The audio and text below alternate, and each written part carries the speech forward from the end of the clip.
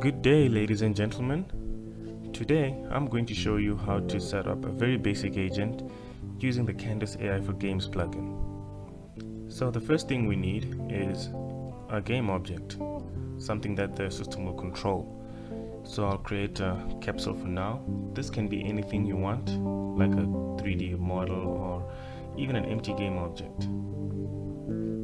Once we have our agent, we need to add a Candice AI controller component.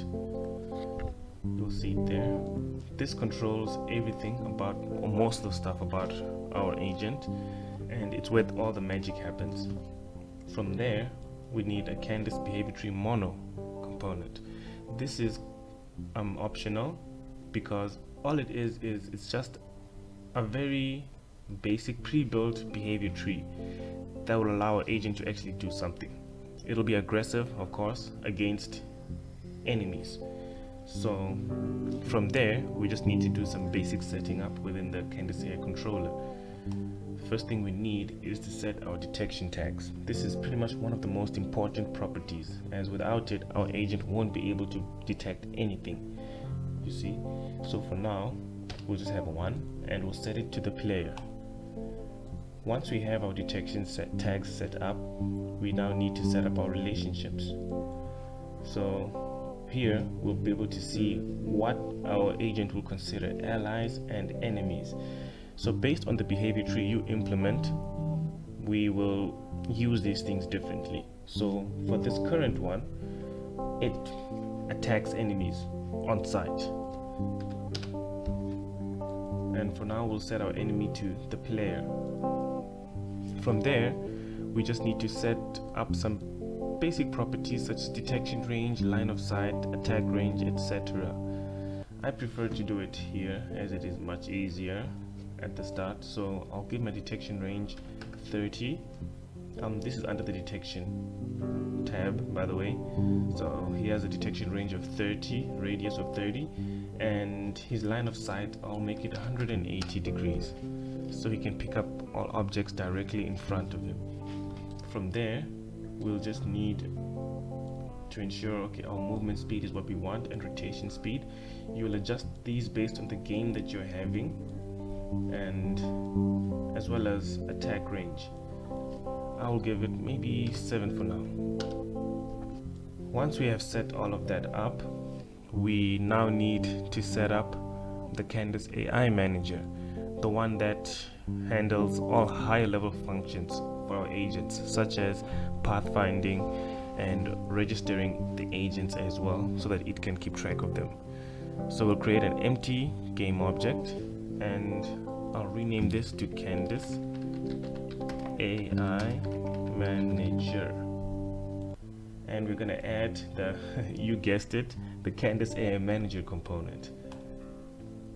From there, we also need to set up the Candice grid component. This has to do with the pathfinding, and it won't work, pathfinding won't work without this.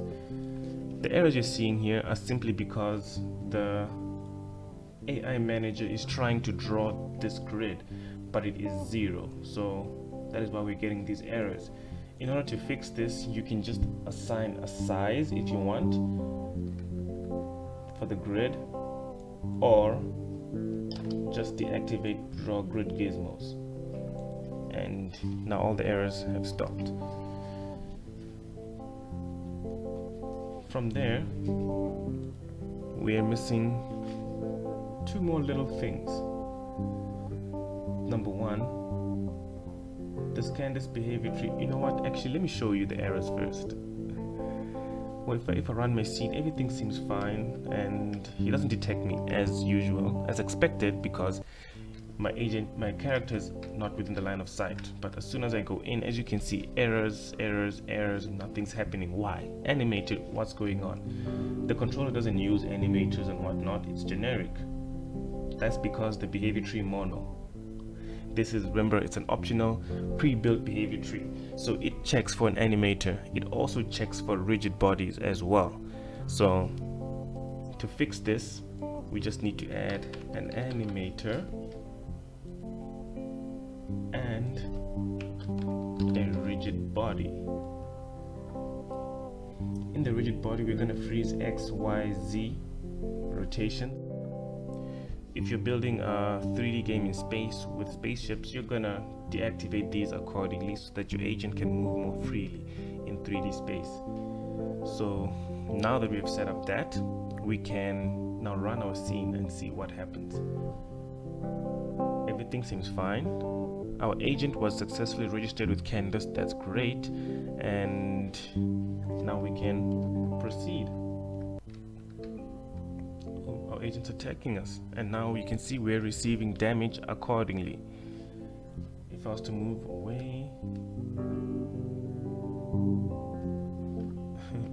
as you can see, our agent evaded that tree. That is basically the obstacle avoidance system in action right there. And based on what behaviors you use in your behavior tree, the agent can be as smart or as dumb as you want. It can blindly follow an object, colliding with everything. It can use obstacle avoidance, you can use pathfinding, and you can even use any combination of 2, 3, or whatever other systems you want to implement. I will show you in a later video how to customize the Candice behavior tree system. I'll show you how it works in detail and how to customize it, and you'll be able to create more advanced AI, as advanced as you want. But just a quick preview in the Candice behavior tree mono. As you can see, it's a behavior tree pre-built, that's built in code, and it has 4 basic, I would say, behavior types: an aggressive AI melee, an aggressive AI ranged, a coward AI that will run from the player on site or enemies on site, and a wander AI that's going to wander around the scene, perfect for wildlife. Of course, all these are very basic and can be improved, which I'll show you how to do in a later video, like this in code and using the Candice behavior designer. So I'd like to thank you for staying tuned in this video, and I hope you have a great time building AI. I'll see you in the next video, and this is goodbye.